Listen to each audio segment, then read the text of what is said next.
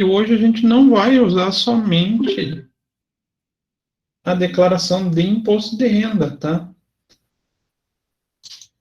Mas já vamos explicar o porquê, já vamos chegar no assunto. Eu coloquei como declarar porque eu não lembrava o nome de como tinha ficado a palestra, mas relevem, tá? Estou ficando um pouco mais de idade, não estou igual a professora Débora e o Bruno, que são novinhos, então eu já tô pegando mal do esquecimento. Mas o que, que a gente vai ter como agenda? Então a gente vai passar pensões alimentícias, primeiro, vamos falar assim, primeiro caso, para os pagantes, como eu, que pago uma pensão alimentícia, devo tratar na minha declaração de imposto de renda. Segundo caso, a pensão alimentícia agora para quem recebe. Aí depois, os bens financiados e o cuidado com a variação patrimonial. Então, começando com pagamentos de pensão alimentícia. Primeiro que a pensão alimentícia, a dedução dela na declaração de ajuste anual é permitida para todo contribuinte que faz a opção, vamos deixar bem claro aqui, por deduções legais. Então o que isso significa? Estou fazendo o preenchimento pelo método simplificado. Ela não vai surtir efeito, então ela não vai aparecer resultado no cálculo da declaração.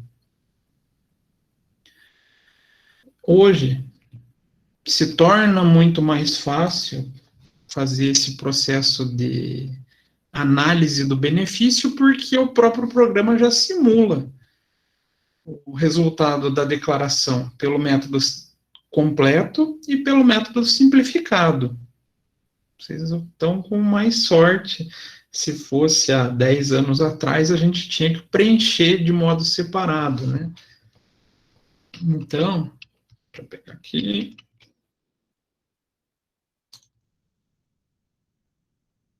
Graças a Deus a gente tem esses dois campinhos onde a gente pode já efetuar a comparação.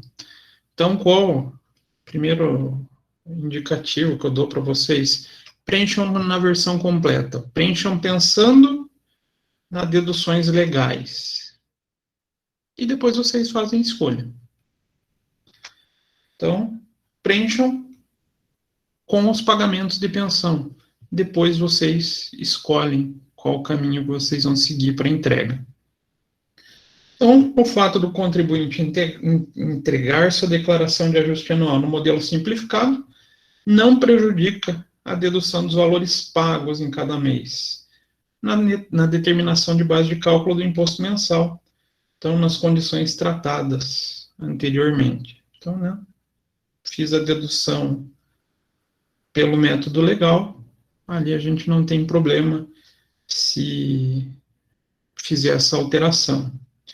Então, a gente tem que observar também que na declaração de ajuste anual não pode ser utilizada a dedução de pensão alimentícia cumulativamente com a dedução do dependente relativo à mesma pessoa, exceto na hipótese de mudança de relação de dependente do ano calendário. Que estranho. Então, se eu pago a dedução, eu pago a pensão, ele não é um dependente meu? Não. A gente vai ver isso na hora de preencher. Ele não é considerado dependente, ele é considerado alimentando. Então, a gente preenche em abas separadas.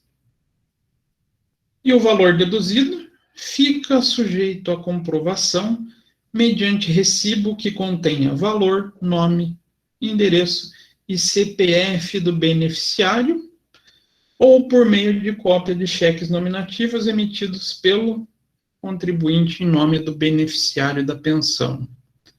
Então, isso está lá na Lei 9250 de 95, na 12496 e no próprio regulamento do imposto de renda. Então, antes de passar para deduções das despesas médicas, vamos começar a entender aonde a gente vai preencher cada campo. Então, montei uma declaração com CPF fictício. Professor, esse é 30 dias antes de mudar o ano? Como assim, Jefferson? Na verdade, o aplicativo do imposto de renda, ele é sempre liberado no primeiro dia útil após a entrega da DIRF, que é feito pelas empresas. Então, quando que a gente tem o programa de imposto de renda disponível para a gente? No primeiro dia útil de março, porque a DIRF tem a sua entrega até o último dia útil de fevereiro. Vocês podem ver, sempre vai começar, sempre as notícias sobre disponibilização e começa de entrega são no início de março. Tem motivo, será isso? A DIRF hoje é a principal fonte de cruzamento de dados. Então, a Receita espera ter informação das fontes pagadoras para poder pedir para os contribuintes, agora vocês podem fazer, e daí eles conseguem cruzar as informações e geralmente pegar o pessoal que tenta fazer omissão de receita, né? Então, eu não preenchi a parte de ficha de contribuinte, isso acho que o professor José passou com vocês. Ele deve ter passado as abas de dependente e alimentandos. Dependentes, então, a gente usa para aqueles que efetivamente moram com a gente, que a gente faz o sustento deles. Os alimentandos são especificamente para pensão alimentícia e deduções com instruções e despesas médicas de pessoas que a gente mantém esse vínculo, aí no caso, né, o aceito pela legislação, os que têm acordo homologado.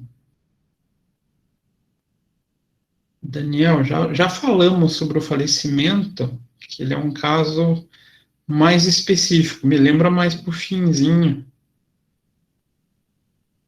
Então, lá nos alimentandos, vocês vão ter que incluir todo e qualquer CPF que vocês tenham como recebedor da pensão alimentícia.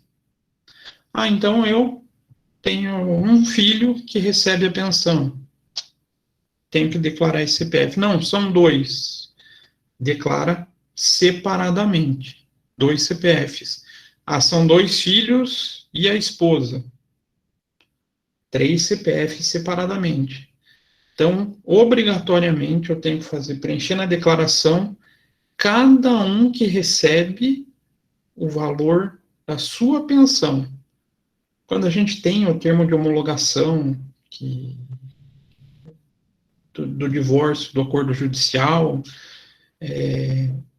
sai o valor de cada um, de cada dependente, não dependente, né, de cada pensionista.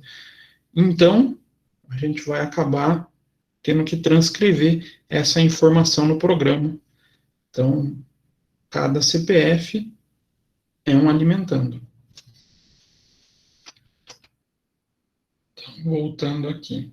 Então, assim a gente consegue dar início nesse preenchimento. Sobre deduções de despesas médicas e educação desses alimentandos. As despesas médicas e de educação dos alimentandos, quando realizados pelo alimentando em virtude de cumprimento de decisão judicial ou acordo homologado judicialmente, então fica bem claro, a lei deixa bem claro que tem que existir esses acordos judiciais. Ah, não, foi um acordo entre as partes. Não entra na declaração. Não é, quer dizer, pode entrar na declaração, mas não é dedutível. Então, só pode ser declarado aquilo que está na decisão judicial, tem um acordo judicial ou tem escritura pública oficializando a pensão. No caso de um filho adotivo não entrar na declaração, tem de anexar o papel da guarda? Anexar, não. O que você vai ter que fazer? A guarda da documentação. Ah, caiu em malha fina. Esse é um documento comprobatório que você é o responsável por esse filho adotivo. Aí ele não é um alimentando, né? Ele é um dependente. Mas é obrigatória a guarda da documentação. Lembrando que vocês podem ser intimados a prestar esclarecimento por quanto tempo para essas declarações? 5 anos, né?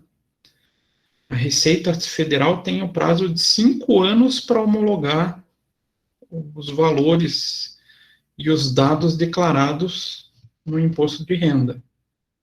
Isso para homologar. Aí, cobrança de valores devidos entra na regra do 5+5, que é da prescrição e da decadência. Então, são 10 anos para cobrar dívidas de imposto de renda. Tudo vai depender da homologação, né? A gente tem o imposto de renda sendo considerado um imposto por homologação.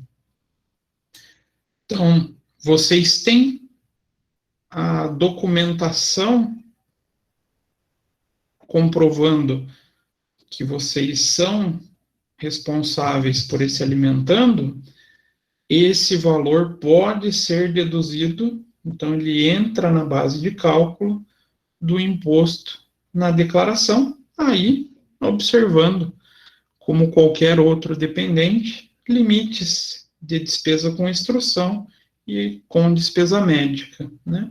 Então, o limite anual estabelecido. Está lá no Regulamento de Imposto de Renda, artigo 72, parágrafo 5º. Então, estou pagando, tem o acordo judicial, lembrem-se disso, precisa do acordo judicial, estou pagando, além da pensão, um plano de saúde para esse alimentando. Está no acordo, pode ser deduzido. Por isso, lá no programa, quando a gente entra nessa aba, ele fala pensão alimentícia ou despesa médica ou com instrução. Especificamente para alimentandos, ó, ele já deixa claro aqui, né? Alimentandos com decisão, com acordo ou com escritura pública. Aqui a gente já separa quem eu posso declarar.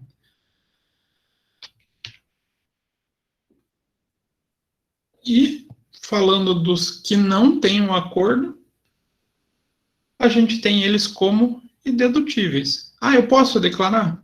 Pode, tranquilamente. Ou eu posso pagar mais do que o acordo? Posso, tranquilamente.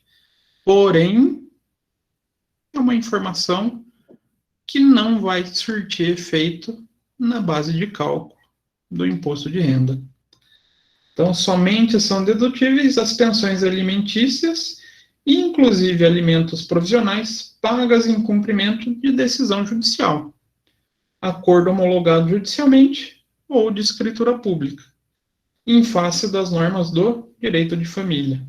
Portanto, não podem ser deduzidas importâncias pagas mediante os acordos particulares feitos sem a intervenção do judiciário.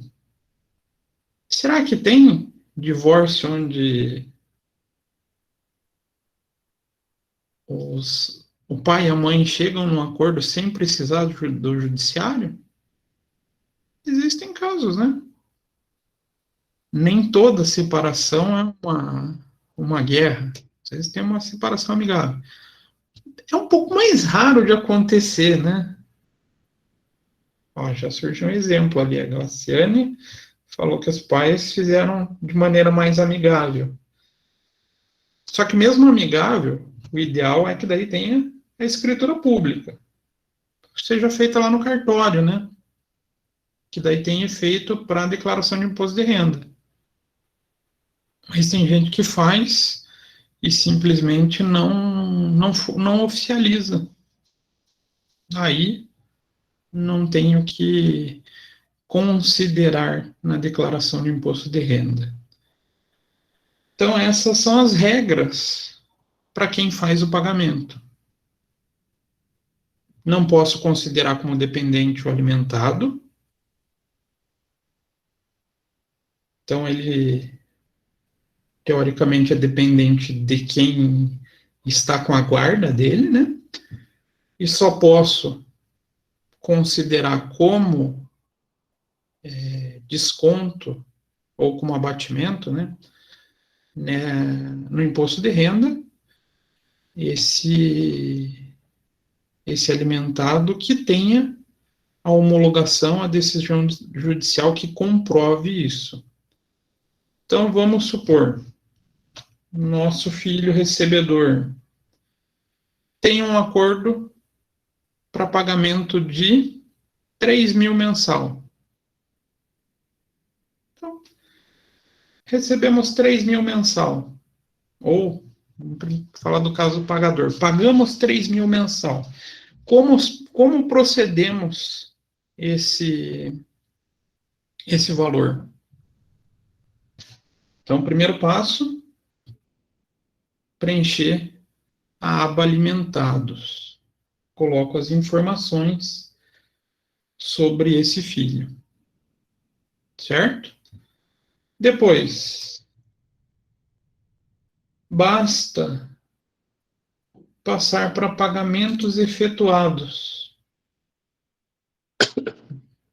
Então, para quem faz o pagamento, não tem tanto segredo. A única coisa é a escolha do código certo. Então, vou lá em novo, vou colocar os dados de que tipo de pagamento. E tem vários, né? Então, a lista é enorme. Mas a gente pode usar o 30, 31, 33 e 34. A gente vai ver aqui a existência da diferença do judicial e do por escritura pública. E pode ser que o residente seja, que o dependente não, alimentando, seja morador do Brasil ou não. Então, no nosso caso, ele reside no Brasil. Só tenho esses campos para preencher. Olha que tranquilidade. Vou lá, já seleciono o nome do alimentando. Ele já vai buscar da aba alimentando os que a gente cadastrou. Então, puxo o CPF do alimentando. Eu só vou informar os valores recebidos. Se eu fiz o acordo para pagar 3 mil por mês, quanto vai ser o pagamento no ano? Geralmente se paga também sobre o 13º salário. Então, vamos aproveitar aqui, abrir uma abinha. 3 mil, 13º salário. Vou somar todos os valores. Então, tem um pagamento de quanto? 39 mil. Vou na aba dados do pagamento, vou colocar lá 39 mil. E esse campo, parcela não dedutível valor de reembolso? Lembram que eu mostrei na legislação que só pode ser declarados os valores que estão homologados? Vamos supor que em dezembro, eu, na figura de bom pai, quis pagar um pouco a mais. Em vez de pagar 3 mil, paguei 5. Está dentro do acordo? Não está, né? O acordo era para pagar 3 mil. Então, nesse mês eu fui lá e paguei 5. Então, vou exemplificar aqui. O 13º eu quis dar 5 mil para ele. Então, o total aqui dá 41. Eu informo 39 mil aqui? Não. Informo o total pago. Então, vou lá e coloco 41 mil. Porém, desse 41 mil, eu vou ter que informar que 2 mil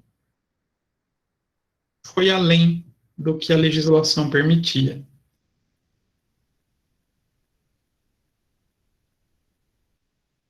A parte da pensão, teoricamente, está declarada. A gente vai incluir aqui, está lá, valor pago e valor não dedutível, caso faça o pagamento a maior. E agora, como é que eu declaro as despesas médicas? Tem segredo também? Não. Vou na mesma aba Pagamentos Efetuados, vou selecionar o novo, né? A única coisa que eu vou colocar, a opção referente a esse auxílio. Ah, não, estou pagando instrução, estou pagando médico, estou pagando plano de saúde. Então, eu escolho. Então, eu gastei 5 mil de médico. Aí eu tenho que selecionar. Foi comigo? Não. Foi com um dependente? Também não. Vou marcar alimentando. Então, ó, esse tipo de realizado somente em virtude de acordo e decisão judicial, ele volta a frisar o que eu comentei com vocês que está na lei, né? Então, ok, está no acordo judicial, está na lei, está seguindo a lei, posso selecionar o filho recebedor, preencho o CPF do médico, ou se for o plano de saúde, preencho o CNPJ, declaro o nome do médico ou do plano de saúde, de quem foi o meu gasto, e coloco o valor que eu considero o valor efetivo que eu gastei. Essa é a parte de pagamentos, pensão alimentícia, pagamentos. Dúvidas, perguntas, questões?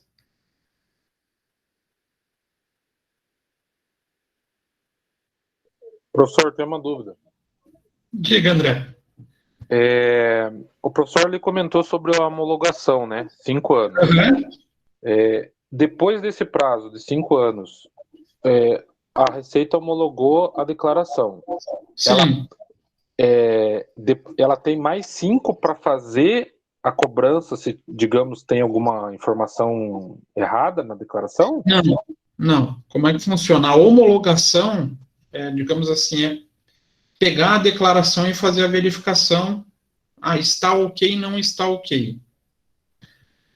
Então, ela tem até 5 anos para fazer isso. Então, eu preenchi uma informação errada. O que o pessoal fala, eu caí na malha fina, é o processo da homologação.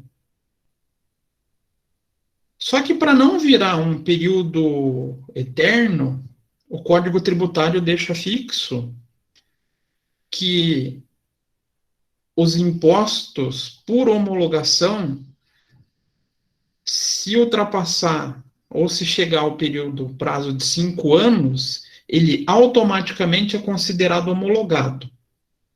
Então, vamos supor que a Receita nunca olhou tua declaração. A declaração não passou. Hoje não acontece mais porque o processamento é eletrônico, né?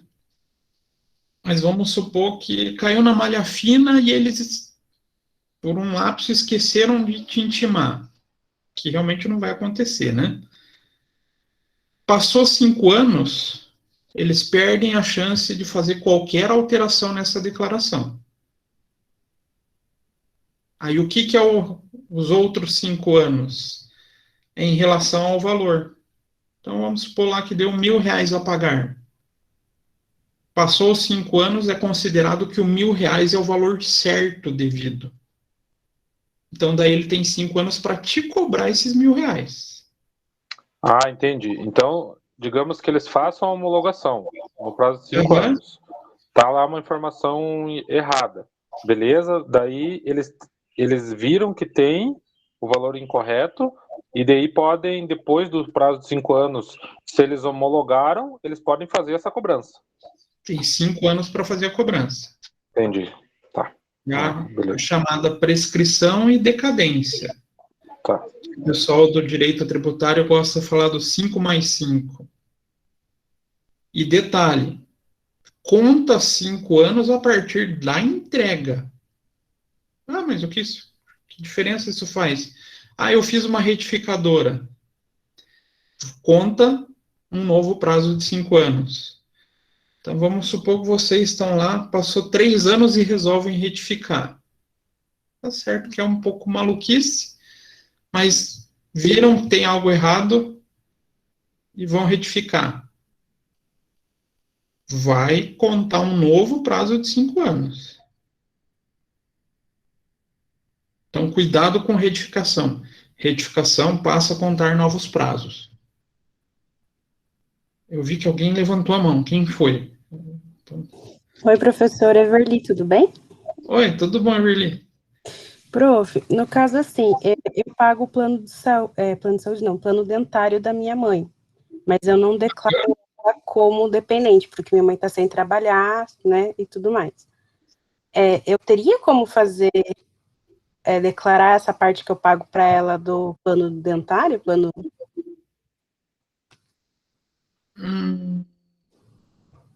Existem alguns riscos. Ela tem rendimento?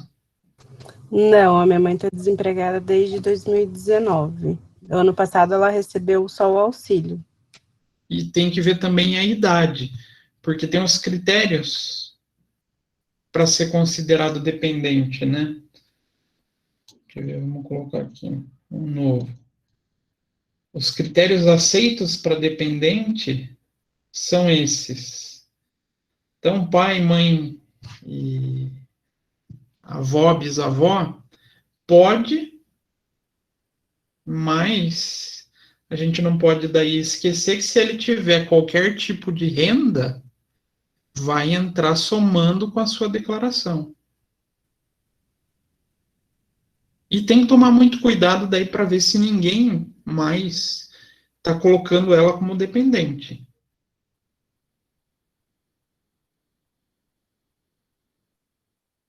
Não sei se deu para compreender. Entendi. Entendi. Porque, de repente, eu já vi muitas vezes acontecer isso. Tem uma família que tem 4 irmãos. E quem sustenta, vamos supor, cada um dá um certo valor e a mãe vai sobrevivendo. Que hoje em dia, na situação que o Brasil está, é sobrevivendo, né? E vai 2 e colocam a mãe como dependente. O próprio sistema da Receita Federal vai cruzar e vai dar inconsistência nas duas. As duas declarações vai cair em malha daí. Então tem que tomar esse certo cuidado também.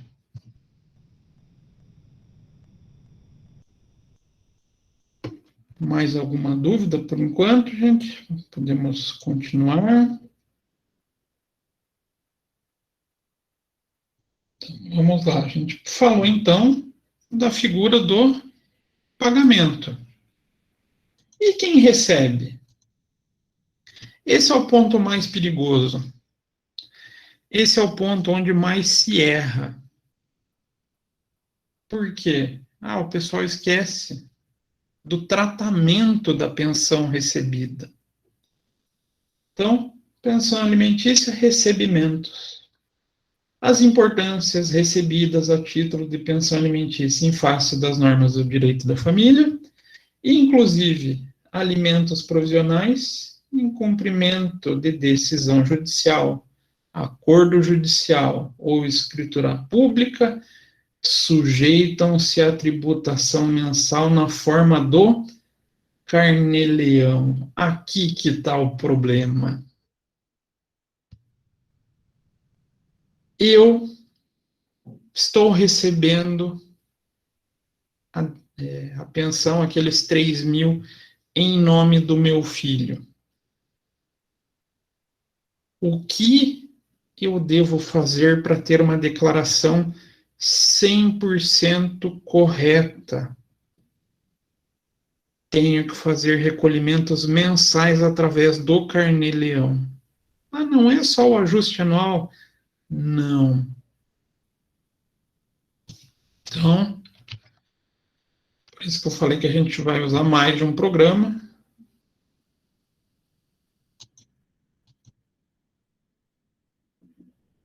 Então, aqui, deixa eu fechar porque eu não coloquei recebimento. Então, criei aqui uma declaração de recebedor. Mas eu vou ter que usar esse programinha. Que hoje está mais fácil. Tem um aplicativo no celular para calcular o carnê-leão. Mas eu tenho que obrigatoriamente declarar mensalmente os valores. Então eu vou. Aí nesse caso seria no ECAC. Você pode baixar o programa. Então tem para download ou tem um aplicativo lá no. Eu vou falar Google Play. Google. Ah, vocês sabem mais dessa parte de celular do que eu. Lá na loja de aplicativos do Google, tem, eu sei que também tem no iOS. É um aplicativo específico, carnê-leão. Vocês podem preencher tanto por lá, quanto pelo programa baixado no Windows. Então, antes de se preocupar com a declaração de ajuste, eu tenho que me preocupar com o carnê-leão. Ah, e dá diferença? Dá problema? Sim. Então, vou fazer uma declaração em nome de quem? Alguém arrisca? No nome do recebedor. O recebedor que eu digo, o alimentando. Ah, sai no nome do meu filho, mas está caindo na minha conta. A declaração é do seu filho. O rendimento é do seu filho, não é seu. Ah, não. O valor é destinado para mim, para o meu CPF. Aí eu faço preenchimento no meu nome. Ah, então eu recebo como mãe e pelo meu filho. Cai os dois. Vou preencher 2 vezes o carnê-leão com CPFs diferentes. Então, bonitinho, coloco lá identificação de quem está recebendo. Coloco, no caso dos filhos menores de 21 que não têm a ocupação, vou selecionar lá outras ocupações e outras ocupações não especificadas anteriormente, porque não tem nada que fale aqui de rendimento de pensão. Aqui são outras categorias de trabalho que podem fazer o recolhimento por carnê-leão, tá? Então, fiz isso, coloco origem dos rendimentos também outros, porque não é trabalho, não é serviço notarial e não é leilão. Então, preencho outros. Aí, preenchendo os 2 campos dessa maneira, vai habilitar somente o demonstrativo de apuração. Não habilita livro caixa, isso é utilizado para outras categorias. Vou lá e coloco. Abro o demonstrativo. Aí vai estar lá, rendimentos carnê-leão. Mês a mês, eu tenho o trabalho de vir preenchendo a coluna pensão alimentícia e outros. Então lá, recebi em janeiro Vamos supor que a gente não preencheu nada ainda. A gente ainda está no mês de janeiro. Vou lá e preencho em janeiro. E ele já vai me dar um cálculo aqui do imposto devido. Já pode ter pensão não, previdência? Posso recolher previdência? Pode, vai que alguém já está fazendo algum tipo de recolhimento, se a pessoa já tem um pouco mais de idade. Quantidade de dependente, aí vai depender, se for, por exemplo, quem está recebendo pensão é a mãe, aí ela pode ter os seus dependentes, né? Dedução da pensão alimentícia seria para quem paga, não entra no caso. Livro caixa é o resultado para outras categorias. Então, o correto é que a pessoa faça o recolhimento mensal desse valor. Professor, mas eu não fiz. Mas eu quero fazer, seguir a lei, à risca, e fazer tudo bonitinho. O correto é você entrar no Carnê-Leão, declarar todos os meses, aí vai dar um pouco de tristeza, mas recolher tudo isso com multa e juros.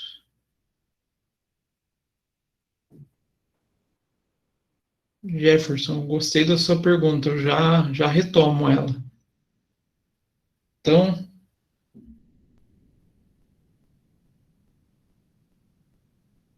se vocês querem fazer seguindo a lei, recolhe, declara todos os meses,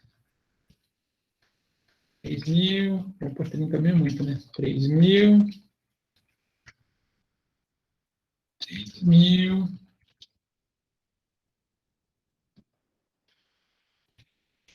É só em dezembro que a gente vai dobrar. Por que a gente dobra em dezembro? Recebe o mês normal e mais 13º salário. Então dobra o valor. Aí dá uma pequena alteração no pagamento do imposto de renda, né? Então, gera a DARF e faz o recolhimento. E se você está fazendo bonitinho mês a mês, você pode vir preenchendo conforme vai passando os meses. Esse é um programa que vocês instalam e utilizam o ano inteiro. Vou lá e declaro o recolhimento. 95 e 20. 95 e 20. Vou informando o efetivo pagamento dessa DARF. Esse seria o primeiro processo para quem recebe e que eu vejo, na grande maioria dos casos, que não é feito. Então, a gente, como bons profissionais, a gente tem que orientar que o correto é a pessoa recolher, mesmo que em atraso, com o cálculo através do Carnê-Leão. Ah, mas vai pagar mais. Infelizmente, é um erro, e todo erro tem uma consequência. Fiz pelo Carnê-Leão, posso simplesmente criar um arquivo para exportação. Então, ele vai aqui, exportar para RPF 2021. Desejo gravar os dados. Vai aparecer essa telinha. Seleciono e vai escolher acho que vou colocar aqui em documentos. Gravei a exportação. Aí eu começo o efetivo tratamento no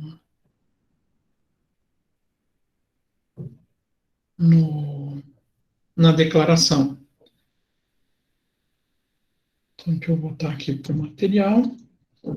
Então, a gente sabe que recolhimento, pagamento mensal passa pelo carnê-leão. Mas a gente tem que observar que as referidas importâncias pagas, quando descontadas em folha de pagamento e repassadas ao beneficiário, não estão sujeitas à incidência de imposto de renda devido na fonte, visto que sua tributação mensal é no carnê-leão. Então, o imposto deve ser calculado e pago pelo próprio beneficiário.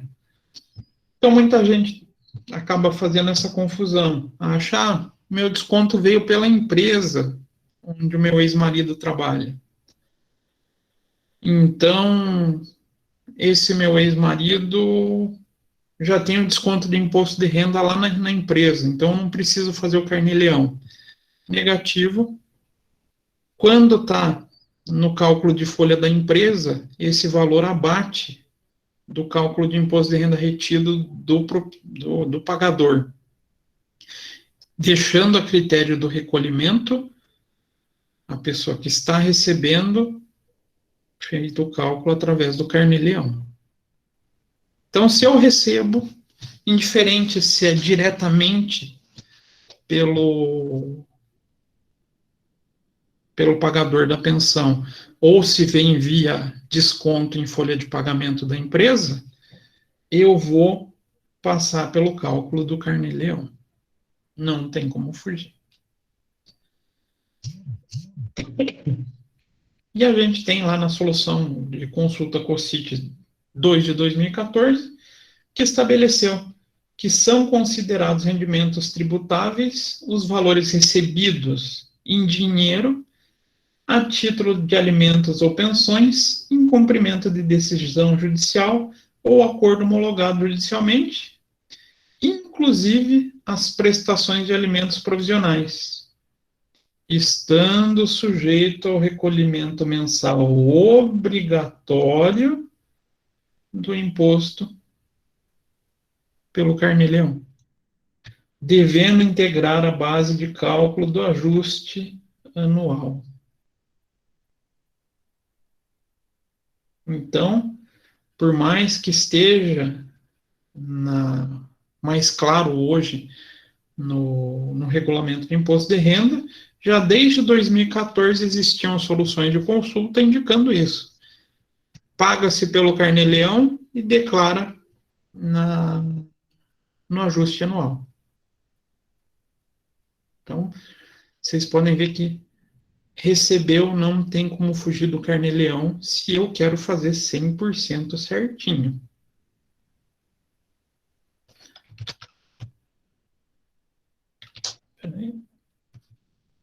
Então, as importâncias recebidas a título de pensão alimentícia ou alimento provisional em cumprimento de decisão judicial, acordo ou escritura pública, vão compor os rendimentos tributáveis na declaração de ajuste anual, qualquer que seja o modelo de declaração utilizado.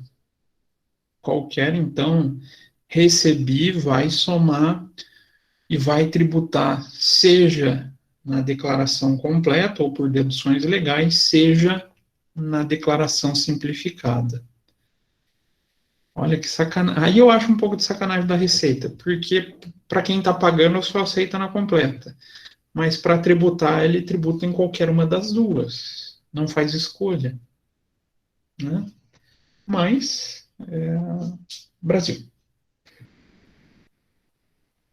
Então, qualquer uma das duas situações. No caso de pensão alimentícia recebida por menores ou por outros incapazes, a apresentação da declaração de ajuste e o pagamento do imposto devido serão de responsabilidade da pessoa cuja a guarda estiver sendo beneficiário da pensão. Então, é o que acontece, né? Muitas vezes o filho é de menor, quem vai fazer o cuidado sobre a tributação, quem tem que preencher o carnê-leão, quem tem que fazer a declaração de ajuste anual é, sim, o responsável legal, né? Quem está com a guarda da criança. Quando a decisão, acordo ou escritura pública estabelecerem os benefícios da pensão alimentícia, o cônjuge responsável, então aí pode ser opcional. Apresentar a declaração em nome de cada um deles, separadamente sobre CPFs próprios, ou incluir importâncias recebidas pelos filhos na sua própria declaração e considerá-las como dependente. O que está falando aqui? Aqui está dando uma diquinha, vamos falar assim. Uma diquinha de planejamento tributário. Nossa, planejamento tributário? Sim. Então, está caindo todo na conta corrente da mãe.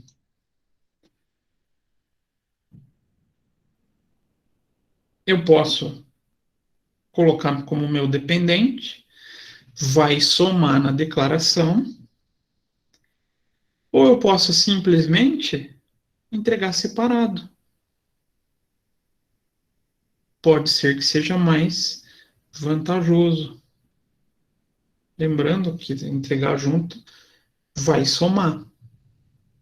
Entregar separado pode ser que não atinja o mesmo valor de imposto.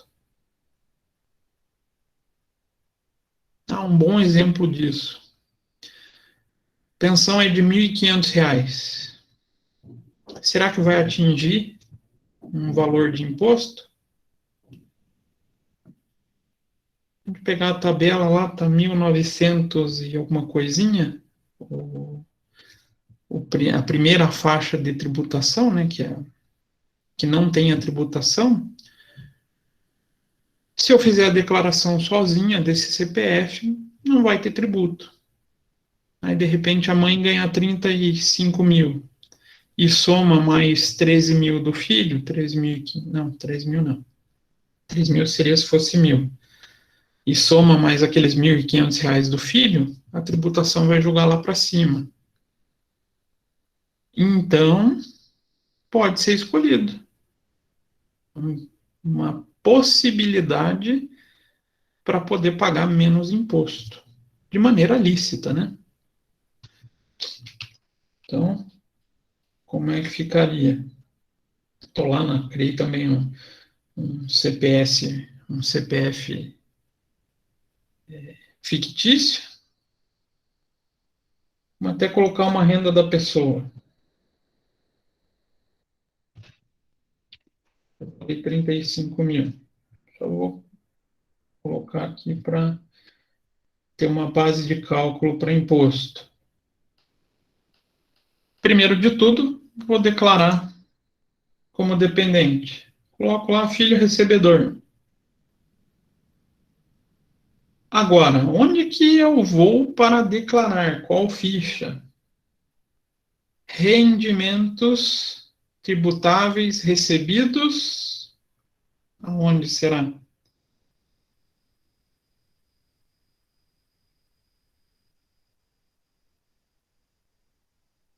É pessoa jurídica? Não. Vou aqui, rendimentos tributáveis recebidos de PF. Aí vai dar a opção se é do titular ou se é do dependente. Então, vamos declarar lá o filho. Ele é meu dependente, né? Eu coloquei já aqui como dependente. Eu posso simplesmente importar o carnê-leão ou criar um novo. Então, lá no dependente, filho recebedor. Não uso essa aba, rendimentos de trabalho não assalariado, porque não é um trabalho não assalariado, né? É uma pensão. Eu vou aqui, outras informações. Aí vai ter aqui, ó, pensão alimentícia e outros. Eu vou lá e vou encher 3 mil, 3 mil, 3.000, então,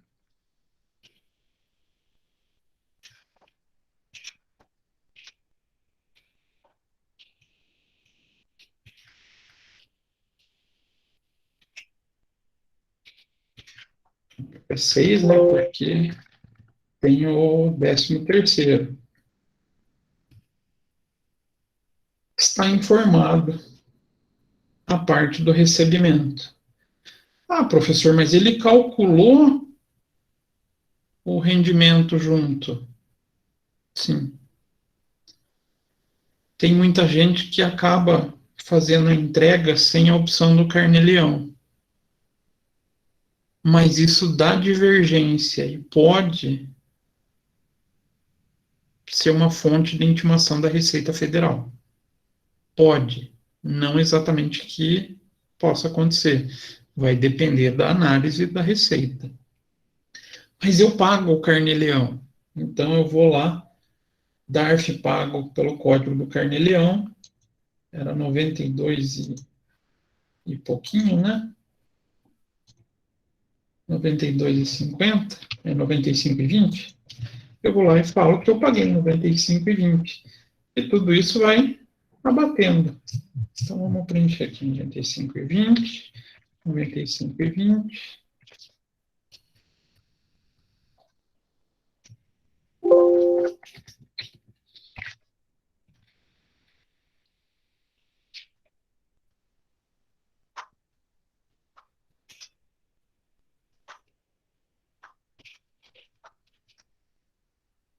Setecentos e 80,64.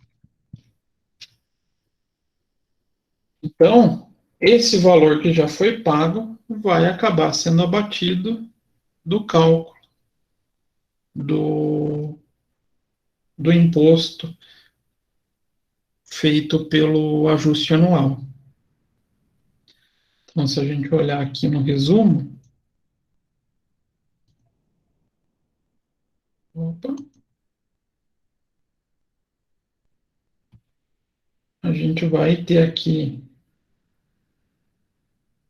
Não, cadê no cálculo do imposto? Desculpa.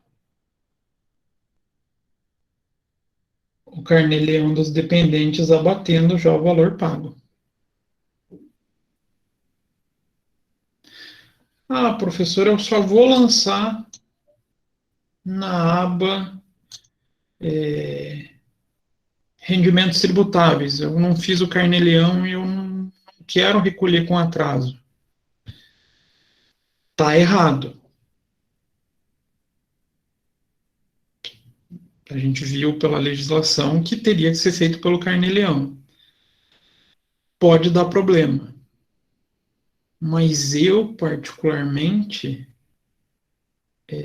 não vi até hoje alguém que foi intimado por não fazer isso. Até porque a tributação acaba sendo oferecida. Porque o rendimento vai somar.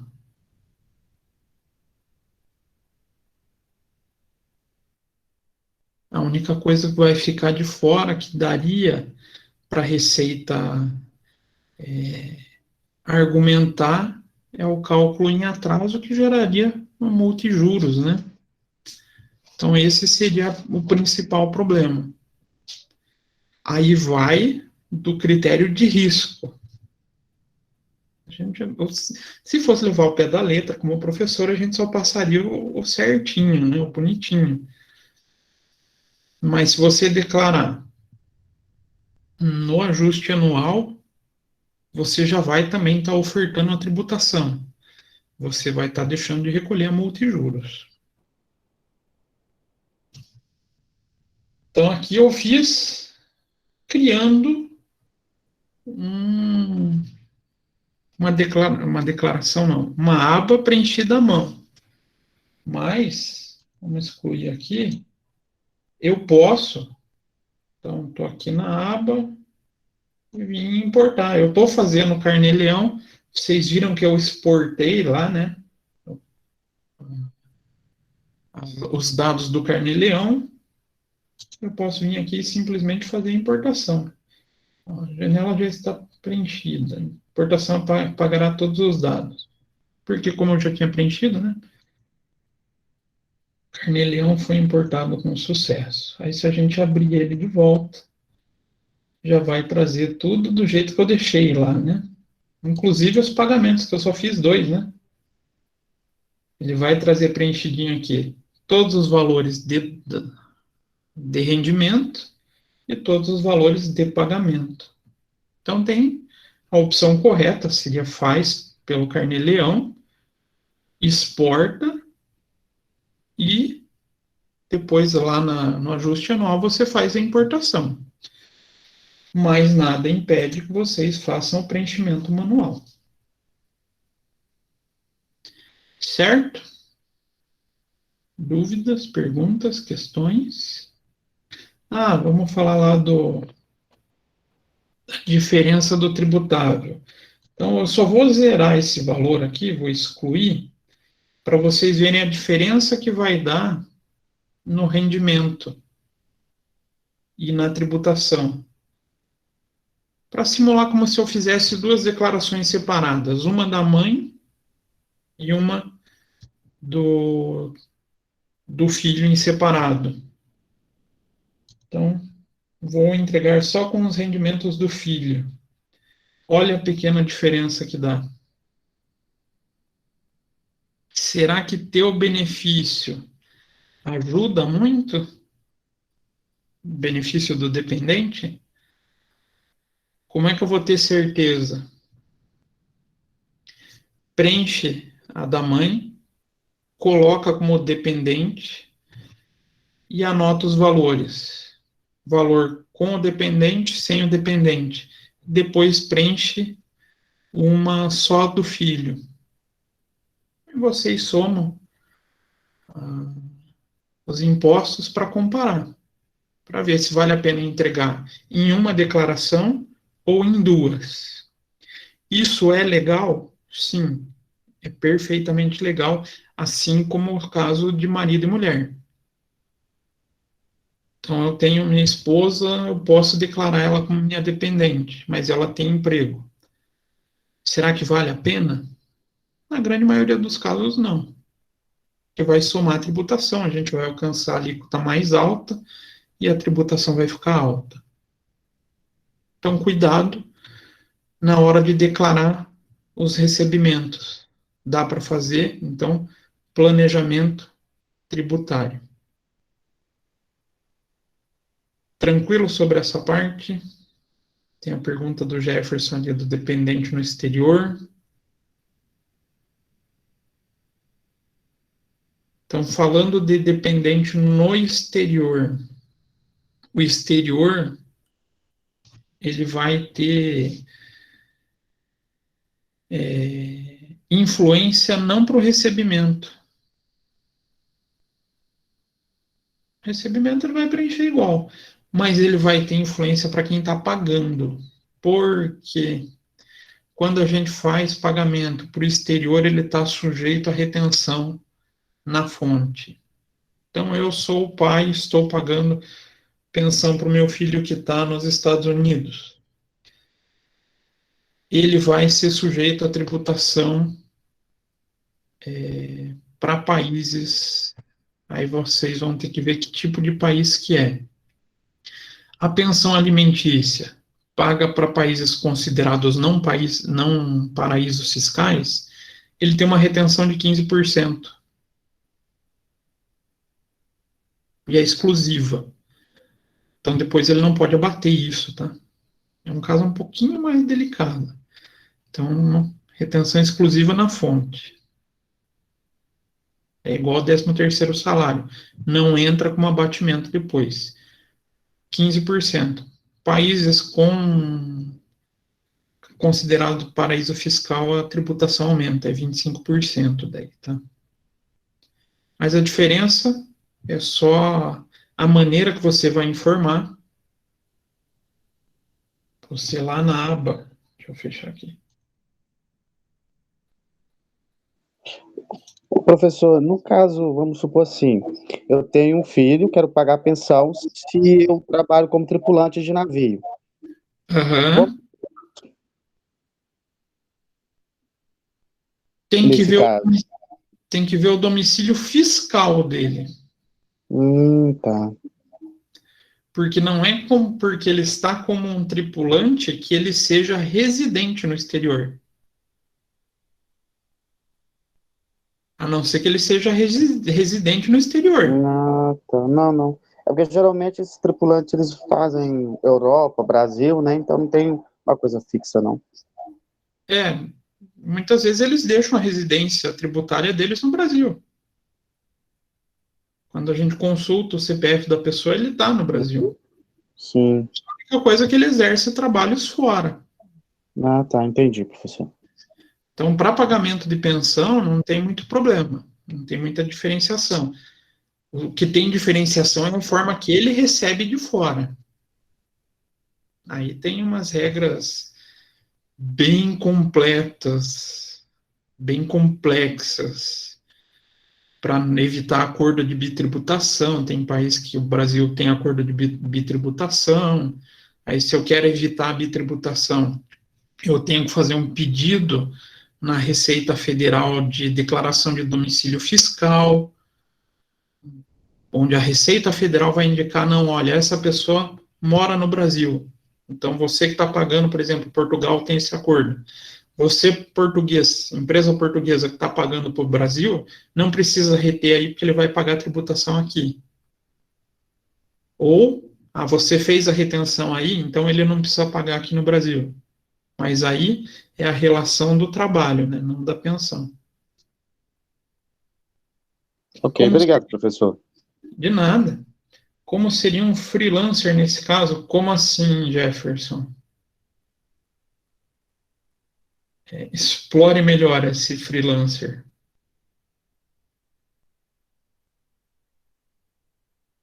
Quer dizer, o recebimento como um freelancer ou a pessoa que paga a pensão ou recebe pensão como um freelancer?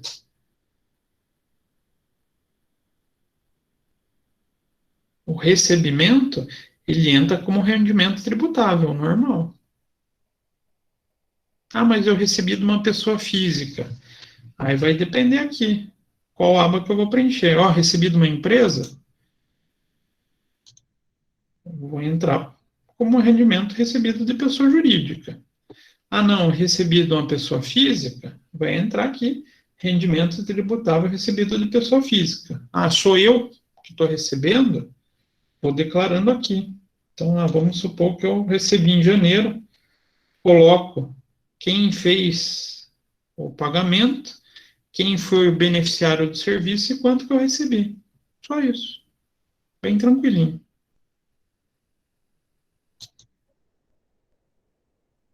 Dúvidas sobre pensão alimentícia? Sim, não, talvez, quem sabe? Então, aqui eu já acabei falando na prática, né? Mas. Então, observa-se que a tributação em conjunto será mais onerosa sempre que o valor do rendimento percebido for superior ao valor da dedução do dependente.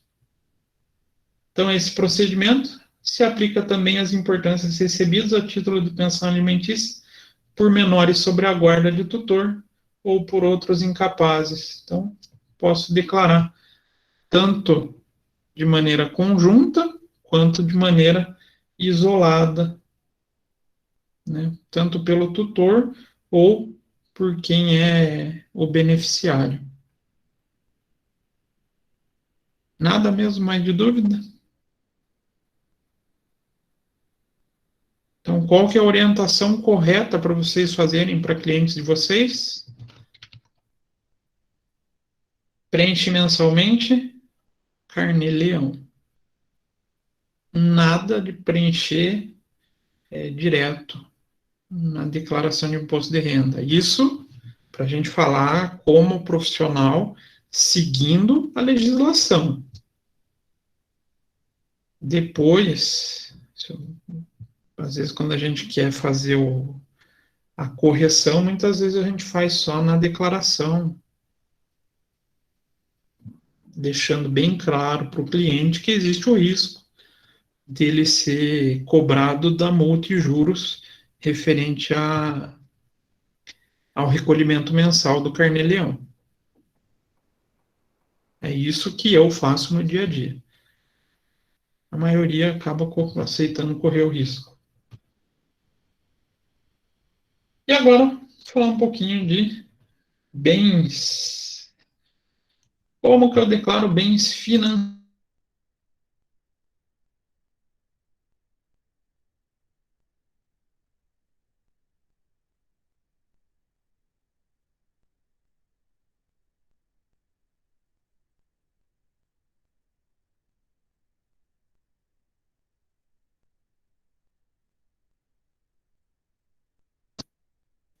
Fonte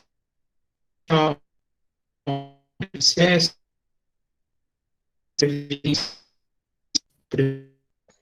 Professor? Oi? Oi. Acho que tá dando algum problema no seu áudio e câmera. Sumiu tudo. Ei, Tá travando muito, professor. Travou. ainda.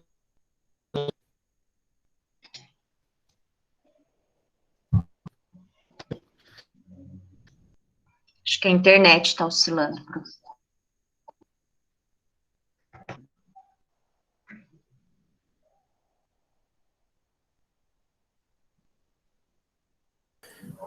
Prof. Débora, até que o professor Ciziro volta, podemos dar um recado, então?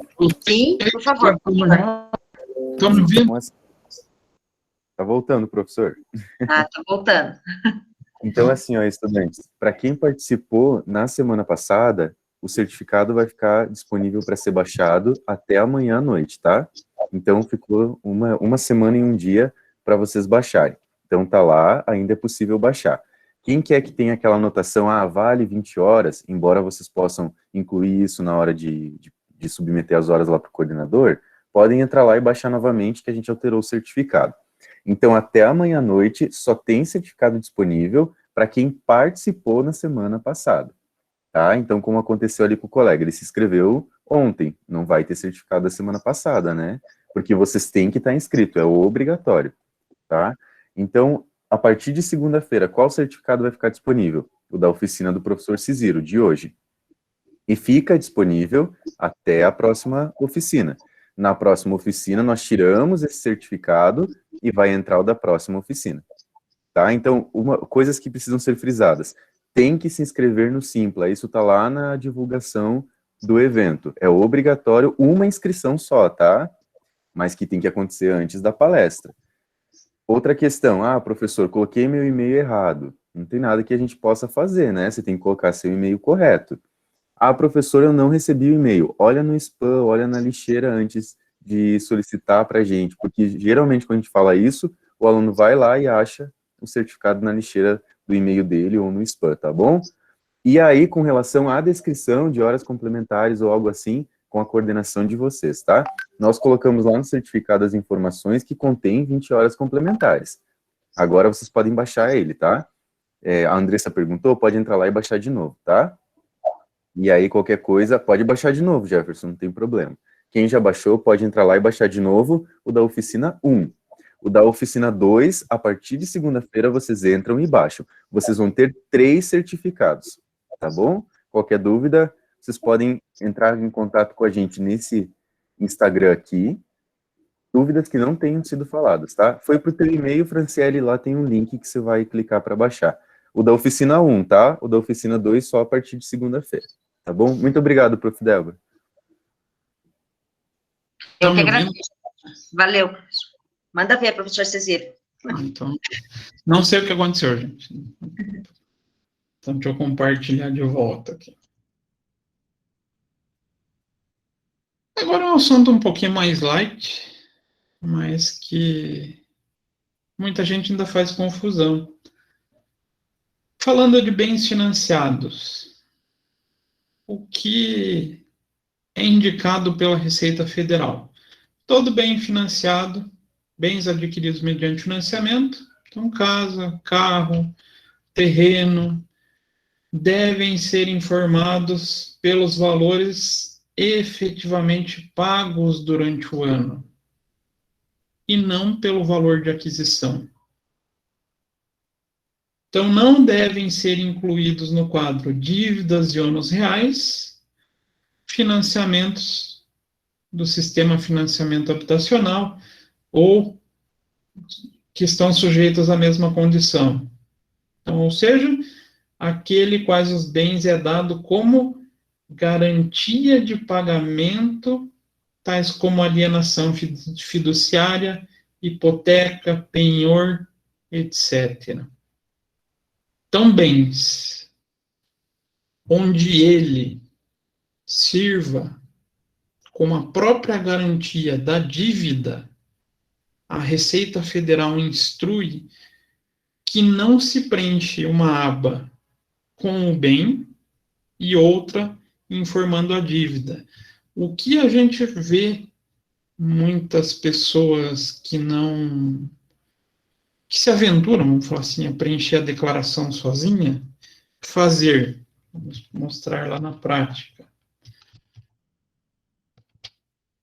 Então, geralmente a pessoa tem o hábito de vir aqui, eu comprei um carro, e eu vou lá, feliz da vida, né, porque comprei um carro, vou lá e seleciono, veículo automotor, coloco os dados, coloco Renavan, então, carro,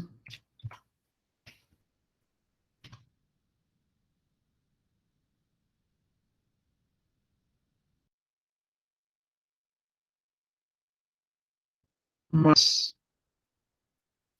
financiamentos de construção, não, também não, já vamos chegar nesse detalhe. Aí a pessoa não tinha veículo e comprou esse ano, 35 mil, então vai pagar o financiamento. Deixa aqui, coloca 35, vai lá na dívida nos reais, coloca um novo e seleciona lá. Estabelecimento bancário, financiamento,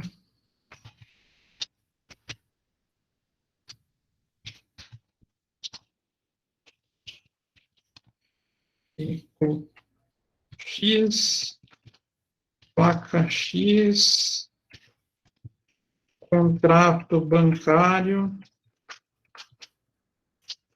01, e coloca o valor que ele está devendo. Ele pega o carnê, que todo mundo tem, um desse em casa, né, para ficar pagando,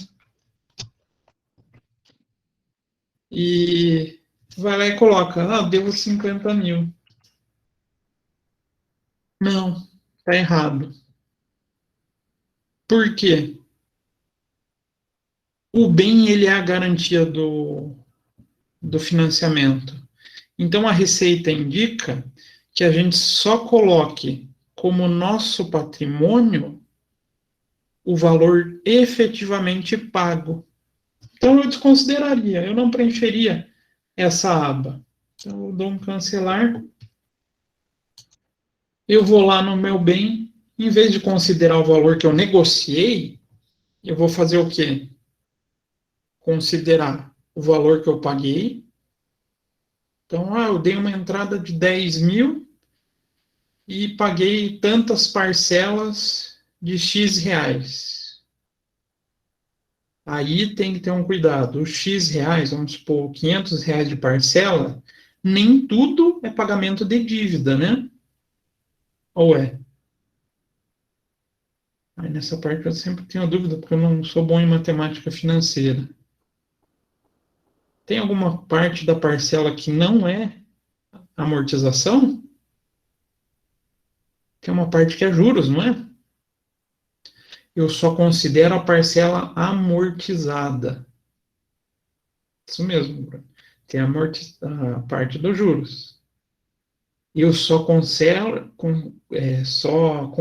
a parcela da amortização. Professor, mas onde eu vou conseguir isso? Informe de rendimento fornecido pela instituição financeira. Tanto casa quanto carro, a gente tem um informe de rendimento. Qualquer bem que a gente tenha financiamento por uma instituição financeira, tem um informe de rendimento. Aí eu vou somar. Então, Vamos supor que eu comprei lá em 2019 e já tinha pago 15 mil. 2020, eu fui olhar lá nos meus informes de rendimento, busquei a amortização e vi que da minha dívida eu amortizei mais 7 mil. O que a Receita indica? A mudança, eu estou apontando para o monitor aqui, olha que sujeito esperto, né? A mudança do valor da situação entre 2019 e 2020. A tendência é a gente ir lá na dívida e informar lá. É o que a maioria das pessoas acabam fazendo. Mas eu vejo uma disseminação dessa cultura correta, né, pregada pela Receita Federal, aumentar de uns 2 anos para cá. Aí o pessoal vai ter que vir aqui pegar o 15 mil mais os 7.500, vai dar 22.500, e declaro com esse aumento do patrimônio. Ah, dá problema se entregar separado? Na verdade, nunca vi também. Mas o processo correto que está, tanto aqui no próprio ajuda da Receita Federal, quanto está lá no tal do perguntão, já ouviram falar do perguntão? Alguém conhece o perguntão?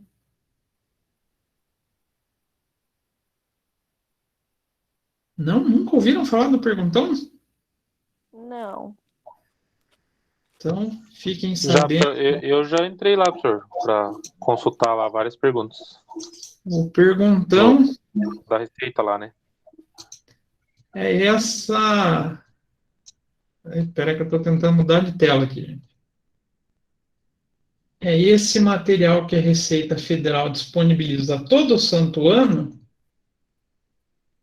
de perguntas e respostas. Ele foi apelidado carinhosamente de perguntão. E se vocês verem, tem pergunta e resposta para os mais diversos casos possíveis. Dá para ver que ele é um pouquinho extenso, só tem 282 páginas. Então, ele é um material gratuito, que o pessoal pode consultar, tirar dúvida, mas desconhece. Ah, professor, e onde eu acho? Sempre está mudando na página da Receita. A página da Receita é um problema. Então, podem digitar dessa maneira no Google, Perguntão 2021. Para ver como o termo perguntão ele é fixado mesmo pela comunidade contábil. O pessoal utiliza ele como a palavra referência, né? Igual o livro Manual de Contabilidade Societária, todo mundo chama de FIPECAF. Então tem de tudo lá. Tudo que vocês imaginarem, podem utilizar o perguntão. E lá, nesse perguntas e respostas, vai indicar desse mesmo jeito. Aí perguntaram ali de bens em construção, financiamento de construção. Comprei o meu imóvel na planta. Como eu vou declarar? Da mesma forma. A única coisa que você vai informar lá qual bem. Então, eu comprei um prédio. O prédio é um pouco, vamos falar assim, pretensão, né? Muita pretensão. Não, comprei um apartamento. Ah, ele ainda não tem inscrição municipal. Pode deixar em branco. Preencho a data do contrato de aquisição e vou descrever. Que compra que é essa? Compra de imóvel na planta conforme contrato X e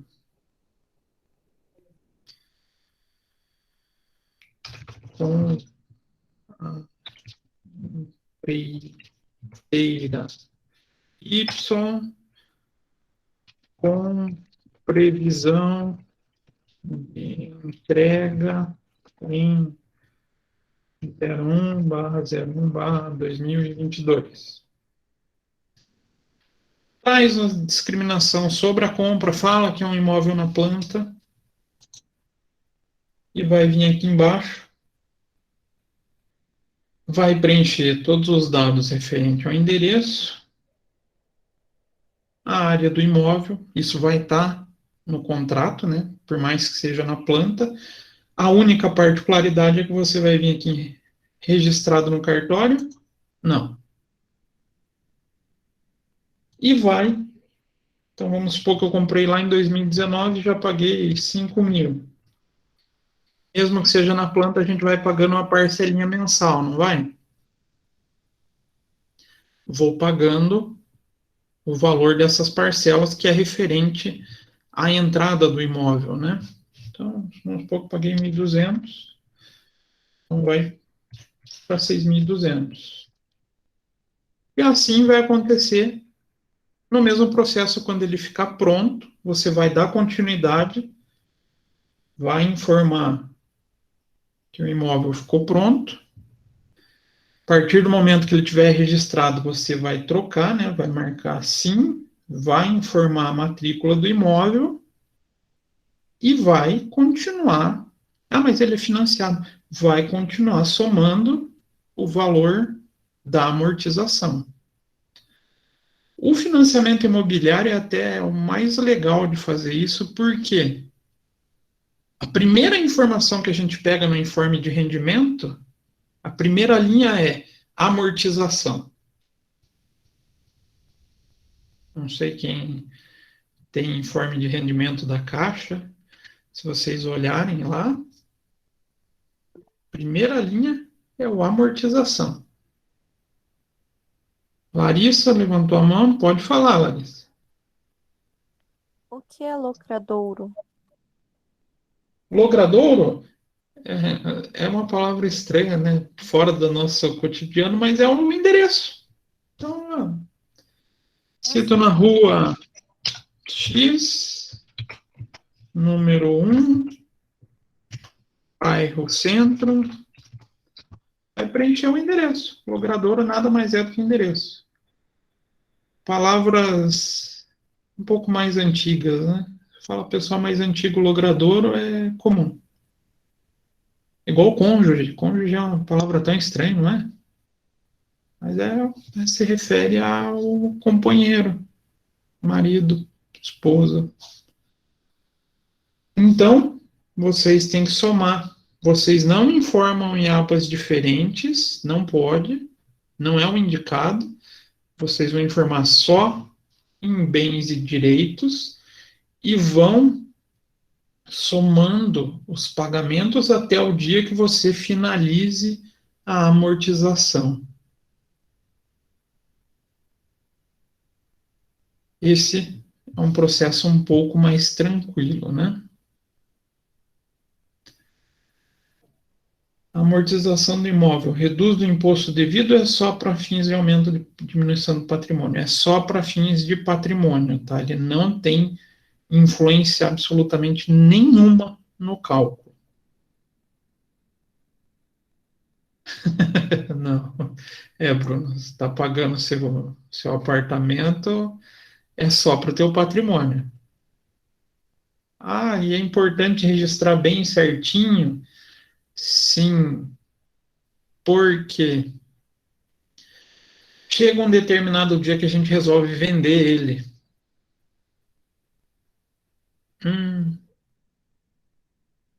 Tem uma tributação específica para esse tipo de bem. É a tributação específica na fonte, que tem a sua aba até separada aqui, né? Ganhos de capital. Então, se você for colocando valorizar menor aqui, vamos supor, você terminou de amortizar, pagou 100 mil, registrou 100 mil só. E quando você for vender por 200, você vai ser tributado pela diferença. Então, é bem importante que os valores considerados aqui venham sendo os efetivamente amortizados, para ter o valor com o bem, com o valor correto, para quando você for vender, não ter problema de pagar mais tributos em relação ao ganho de capital, que daí é 15% direto sobre o ganho. Então, um exemplo que eu falei, ó, comprei por 100 vendi por 200, essa diferença de 100 eu vou pagar 15% direto. Tem algumas regrinhas aí em relação à isenção, mas aí vai de aba não, vai de maneira diferente, né? Teria que ter uma aula só para isso. No caso de consórcios, o preenchimento é da mesma forma? Entra na aba de bens e direitos? Sim. Entra na aba bens e direitos também. E se não me falha a memória, tem alguma coisa sobre consórcios.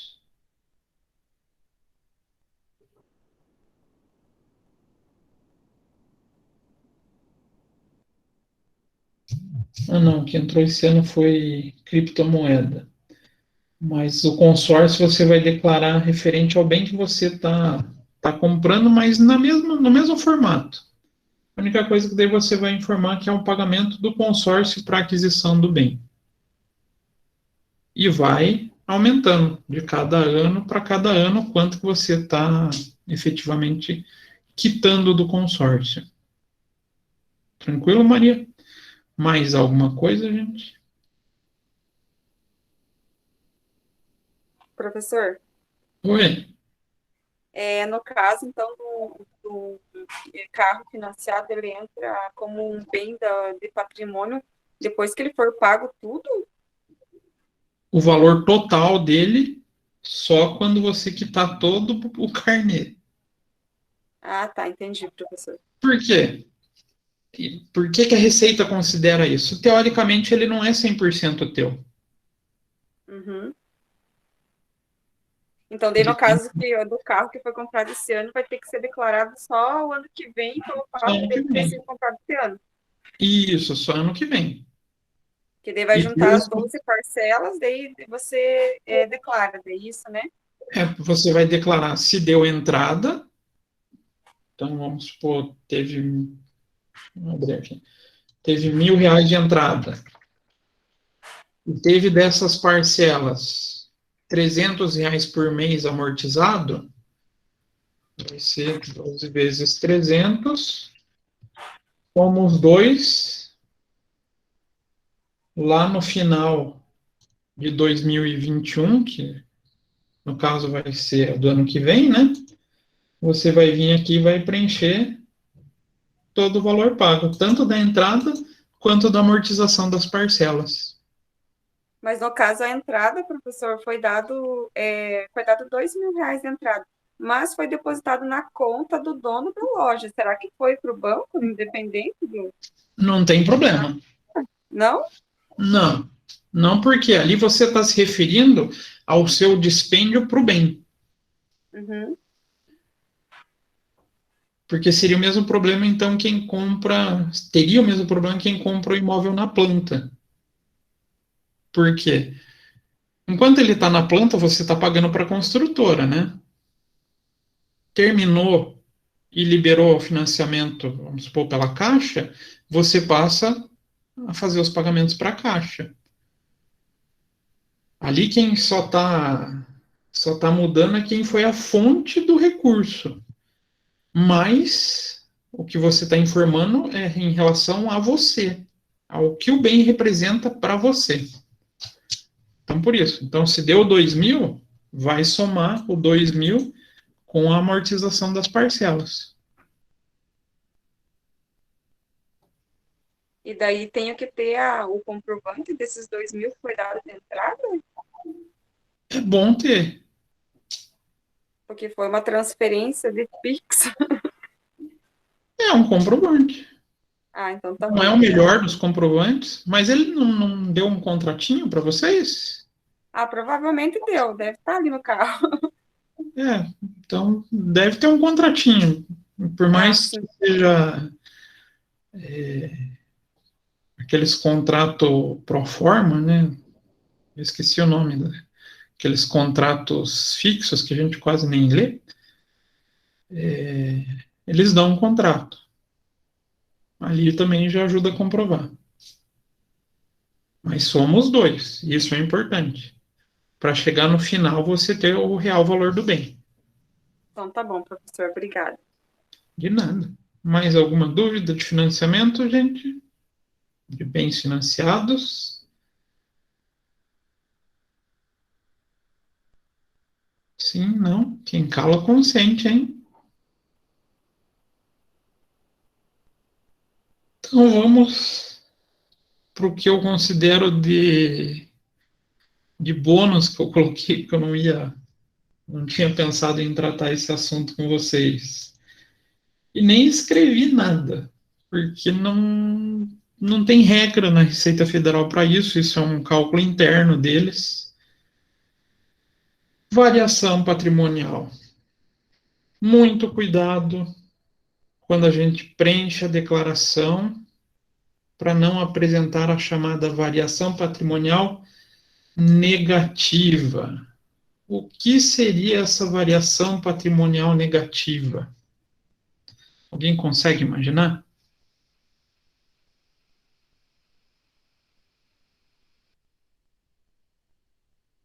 Peraí. Gabriele. Tem como omitir as informações, não passar tudo que compra ou financia, por exemplo? Não aconselho.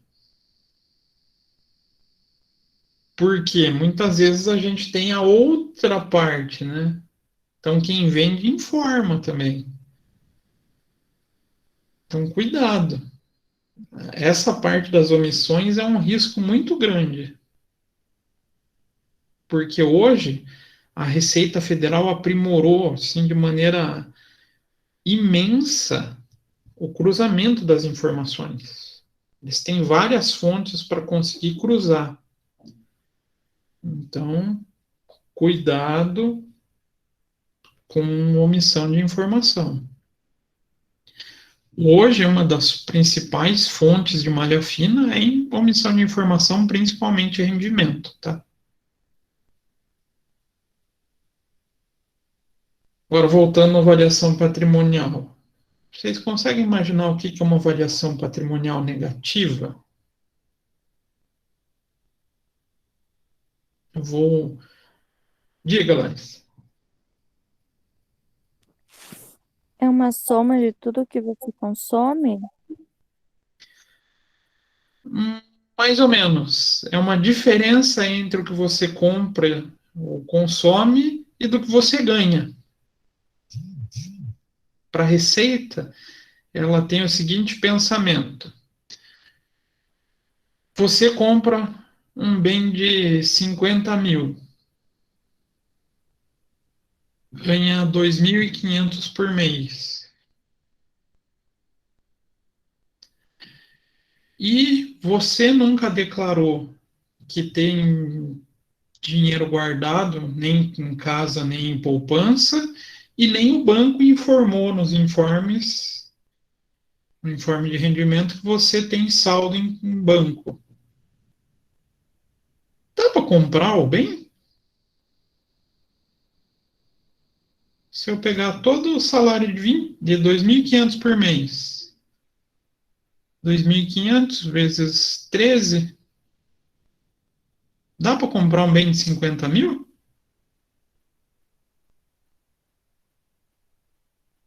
Estar fiscalizando o CPF na nota. Não só o CPF na nota, tá? Mas a própria nota fiscal. Porque tem também, o CPF na nota vale mais para cupom fiscal, a gente acaba pensando mais no cupom. Mas todo mundo que emite nota fiscal vai parar numa base de dados hoje. Então, o CPF na nota, claro, além de incentivar que a pessoa peça para ser informado, isso faz com que a pessoa que está vendendo se force a emitir um documento fiscal, acaba tendo a informação da nossa movimentação também. Mas ele não usa só para fiscalizar a pessoa física, tá?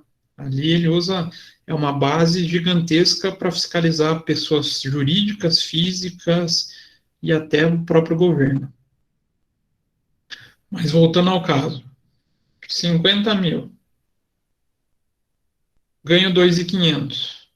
Não dá para comprar, tá faltando dinheiro, não tá? Como que você comprou um carro de 50 mil ganhando 2.500? É essa pergunta que a Receita vai surgir. Por quê? A tua variação patrimonial está negativa. Isso para eles é indício de omissão de receita.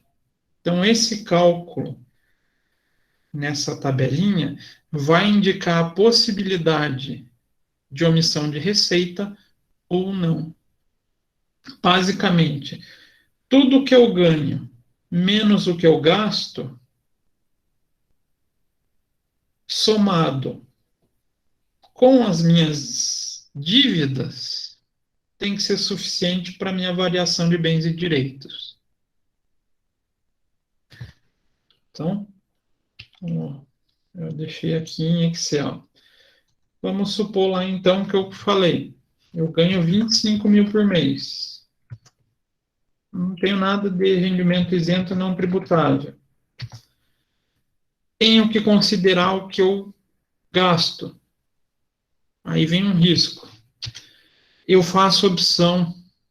Eu marquei lá na declaração que eu faço pela simplificada. O que a simplificada faz mesmo no processo de cálculo? Eu esqueço desse processo. Ele desconsidera um valor, não desconsidera? Os rendimentos, ele considera 20% como dedutível, diferente de comprovação. Se eu tivesse só o recebimento, eu poderia falar que a minha variação patrimonial, meu patrimônio aumentou em 20 mil. Então, para o próximo ano eu teria 20 mil mais o meu rendimento do próximo ano para fazer uma compra. Mas aí eu fiz aquela loucura, fiz uma compra, então eu não tinha o bem, e no final do ano eu tenho um carro de 50 mil. Eu não fiz financiamento. O que aconteceu?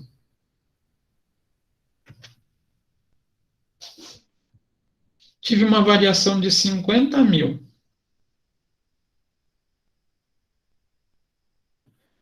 Tinha somente 20 mil para pagar. Aqui eu acho que tem algum erro de forma. Espera que eu já corrijo. Aqui menos.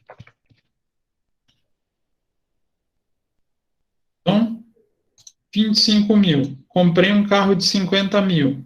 Eu sou obrigado a descontar o que eu informei na minha declaração de gastos. Então, tive uma origem de 25 mil, mais aplicações de 45.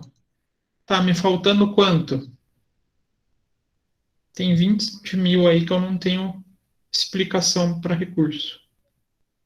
Eu não consigo justificar de onde veio esses 20 mil.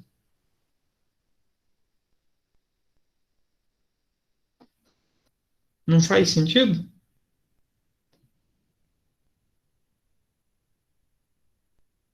Isso é um indicativo de que eu tenho alguma receita que está escondida.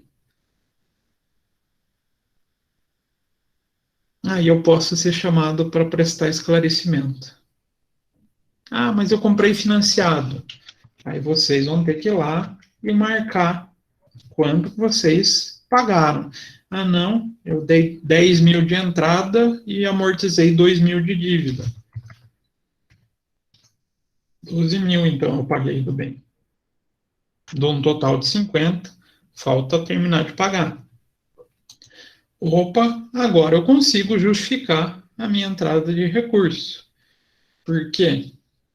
Aqui tem uma diferencinha que é mais. Então, eu gastei 10 mil para adquirir, 12 mil para adquirir o bem, mais 5 mil. Então, gastei 17, tem uma origem de 25 mil. Então, eu tenho uma variação ainda de 8 mil de recurso positivo. Então, eu tive renda suficiente para fazer essa compra. Ah, não, tá os 50 mil. Mas eu fui lá e fiz um empréstimo de 40 mil. Não um financiamento, um empréstimo. Não tenho carro como bem, como garantia. Então, esse 40 mil vai indicar que foi utilizado para aquisição dos meus bens e direitos e das minhas despesas mensais. Então, ele acaba influenciando como se somasse ao 25 mil e deixando com a variação patrimonial positiva. Então, tem abas que a gente passa na declaração de imposto de renda que eles já deixam praticamente pronto e que a gente não percebe ou não dá importância.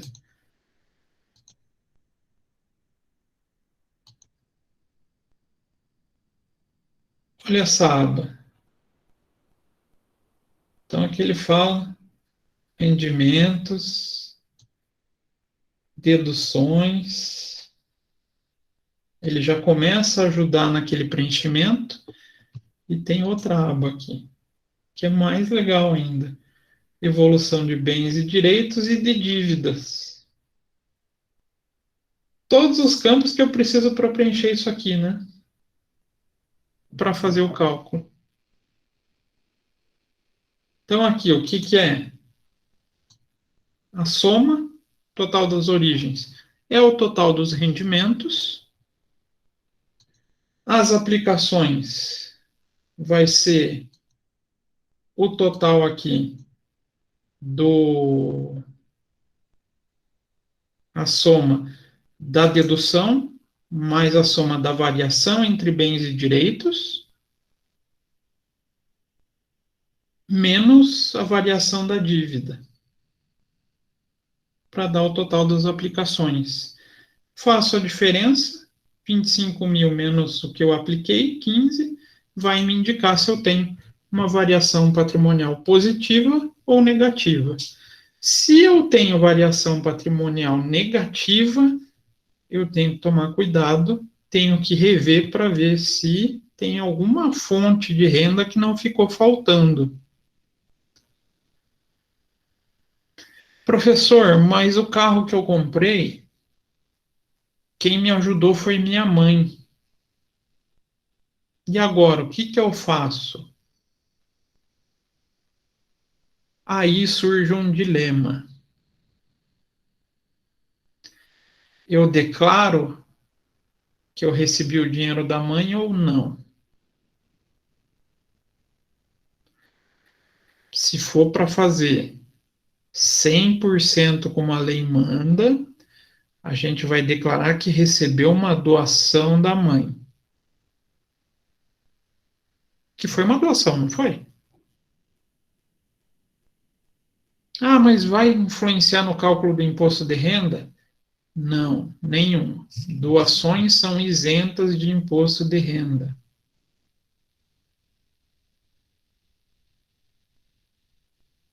Mas não vai me cobrar? Imposto de renda? Não. Aí que vem o problema do Brasil. Imposto de renda, não. Aonde que vai surgir a possibilidade de tributação? ITCMD. Imposto de Transmissão, Causa, Mortes e Doações. Que é um tributo cobrado pelo governo estadual e não pelo governo federal, que é como o imposto de renda. Mas então eu vou declarar, vou colocar lá na minha declaração e vou deixar quieto, não vou informar a Receita Estadual.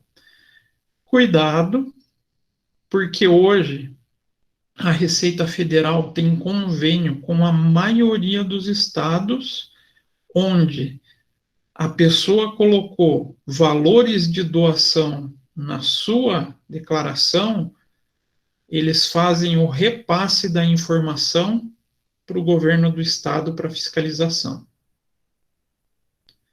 Então, muito cuidado. Principalmente na informação de bens e direitos.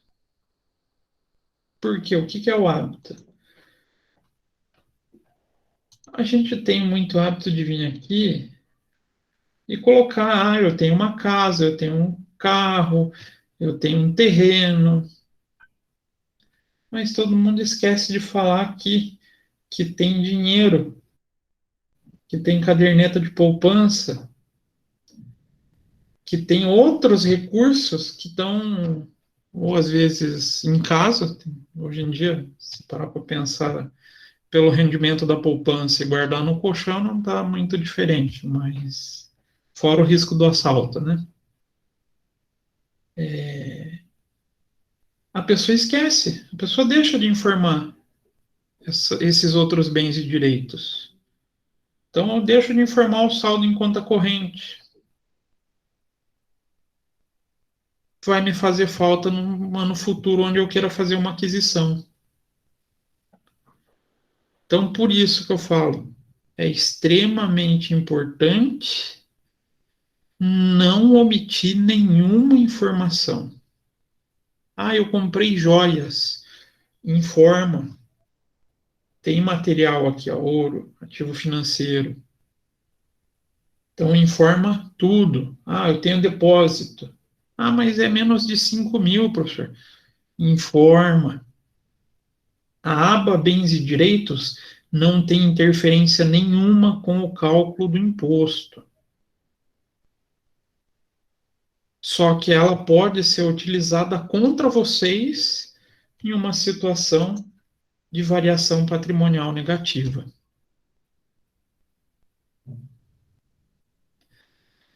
O Gilberto perguntou, mas no caso, a mãe não teria que declarar essa doação? Também. Vai influenciar no imposto de renda dela? Não. Ela vai simplesmente... Então, estou fazendo a declaração da mãe. Vou lá em... É essa doações, será? Ou será que eu utilizo pagamentos efetuados? O que vocês acham? Não posso usar pagamentos, é doações. A única coisa aqui, da diferença das principais doações que a gente está acostumado, é que ela não é dedutível, tá? A única situação aqui que a gente declararia. Cadê? Doações em espécie. Digito o CPF do filho, falo o valor dele e coloco o valor. Vai influenciar nesse cálculo? Não, nenhum. Não tem influência. Doação é isenta de imposto de renda para quem recebe e para quem paga não tem influência no cálculo. Qual doação que tem influência? São esse tipo de doação aqui, né? As primeiras. Doação do Estatuto Criança e Adolescente, incentivo à cultura, atividade audiovisual, desporto. São doações onde o recebedor tem que ter um registro no Ministério da Economia, onde lhe permita receber a doação e tornando essa doação como dedutível do valor do imposto. Então, são casos mais específicos, né? Mas a mãe vem e declara a doação aqui, doação em espécie, e informa essa origem do recurso. Tranquilo, Gilberto? Então, informa a mãe e informa o filho que recebeu. Então, Só cuidado com esse cálculo aqui. Depois, se vocês quiserem, me mandem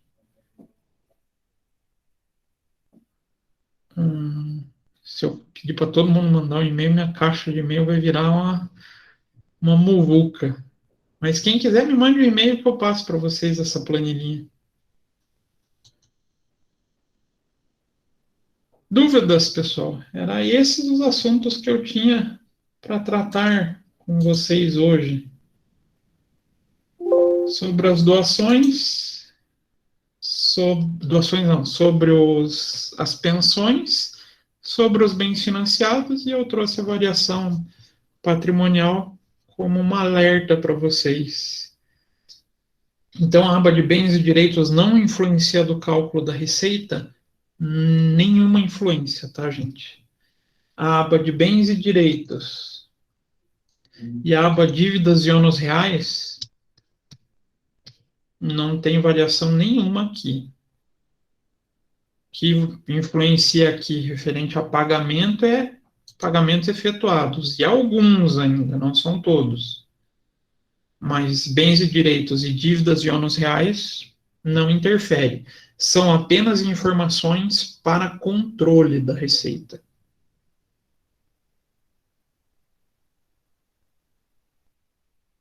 Mais dúvidas, gente? Perguntas? Aproveitem.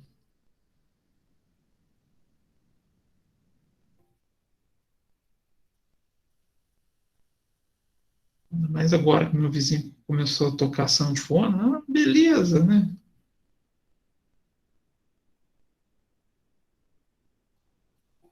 Então, gente, acho que se não surgem mais dúvidas, encerramos por aqui. Mas fica aberto aí, podem perguntar. Professor, Diga. eu tenho um terreno no meu nome, só que é do meu pai, né? Ele que construiu lá, ele que pagou tudo. Eu posso declarar como doação? Porque não foi pago o ITCMD, nada. Mas ele já está no teu nome? Já, a compra foi feita no meu nome.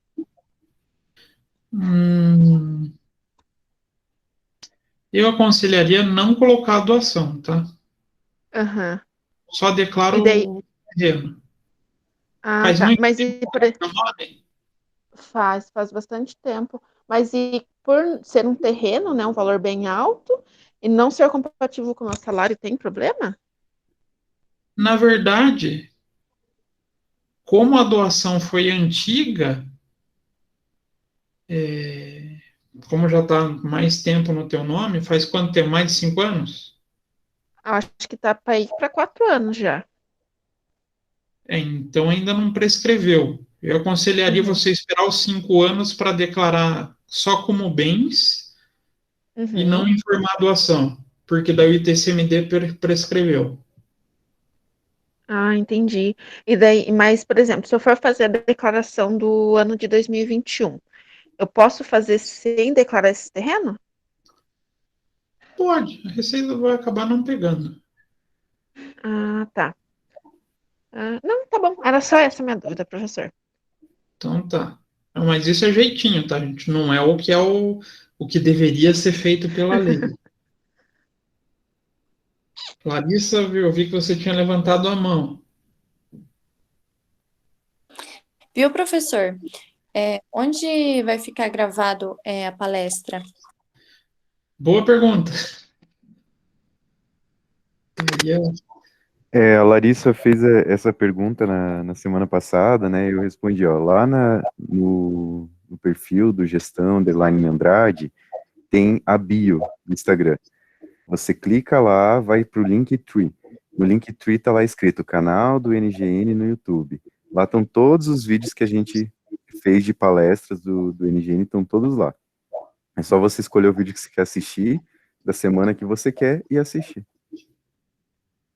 Bom saber, porque eu também não sabia. Foi ele.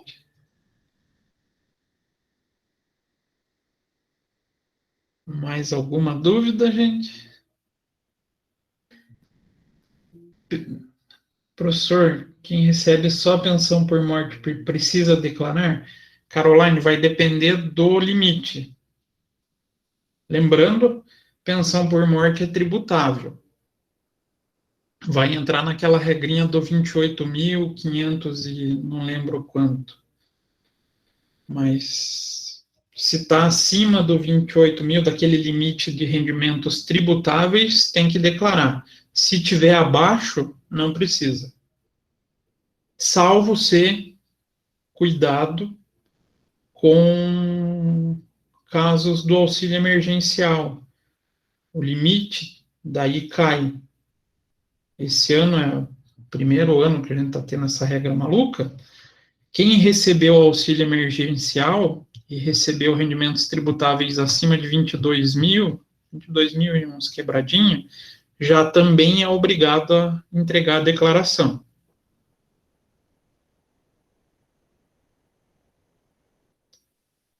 Aí você dá uma conferida, pega um informe, não sei se é no INSS que ela recebe, e vê se ultrapassou o 28 mil, faz a declaração. Se não ultrapassou e não recebeu o auxílio emergencial, que provavelmente não recebeu, porque quando a pessoa recebia pelo INSS, o Ministério da Cidadania já bloqueava, aí não precisa declarar. Mais alguma dúvida? Professor, Oi? a declaração, tipo, da pensão por morte, no caso do meu filho, eu posso fazer separada? Tipo, só a dele, daí só a minha, no caso? Pode. Pode. Isso é uma liberalidade que a lei traz. Mesmo não passando os 22 mil? Tipo, pode. dele, se não passar os 22 mil, tem que fazer a declaração dele ou não? Não, daí não precisa. A única coisa é que ele não vai poder constar na sua declaração como dependente, tá? Eu não posso colocar ele como dependente, daí, no caso? Não. Isso? Se você informar como dependente, a renda dele soma com a sua. Ah, entendi. É essa a regra. Se você informou como dependente, tudo que ele recebeu vai somar com você. Se você não quer que ele apareça, o valor, a renda dele apareça na sua declaração, ele tem que sair da aba de dependentes. Mas e no caso que a pensão dele cai direto na minha conta, no caso, minha conta corrente. Não tem problema. Daí, tipo, eu vou ter que informar como uma renda minha, daí, no caso, a pensão dele? Não. A renda é dele. A renda está no CPF dele. A única coisa que você recebe como tutora dele, como responsável legal dele. Só isso. Ah, tá bom, então, professor. Daí não tem problema cair na tua conta. Entendi. Entendeu? Sim, professor, obrigada. De nada. Mais alguma coisa?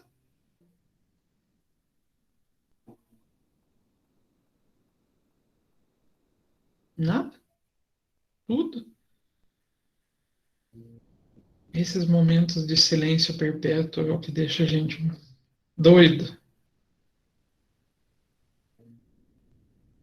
Então, acho que finalizamos, né? Espero ter agregado um pouquinho de conhecimento. As mães que recebem pensão, cuidado, então, com o carnê-leão, tá? Lembrem-se disso. E nos vemos numa próxima palestra, uma próxima oficina, algo nesse sentido. Professora Débora, professor Bruno, alguma coisa a comentar, a falar? Só elogios, prof. Muito obrigada, tá? Agradecer você aí pela tua explanação, pela ótima explanação, né, prof? Eu tenho o hábito de deixar compartilhado a tela, não apareço mais, pronto. Eu faço isso toda noite, gente. Eu esqueço de compartilhar. Ou tem caso pior, eu compartilho, ou eu quero compartilhar, quero voltar a explicar uma coisa depois que eu fechei já o compartilhamento, aí eu estou mostrando no Excel,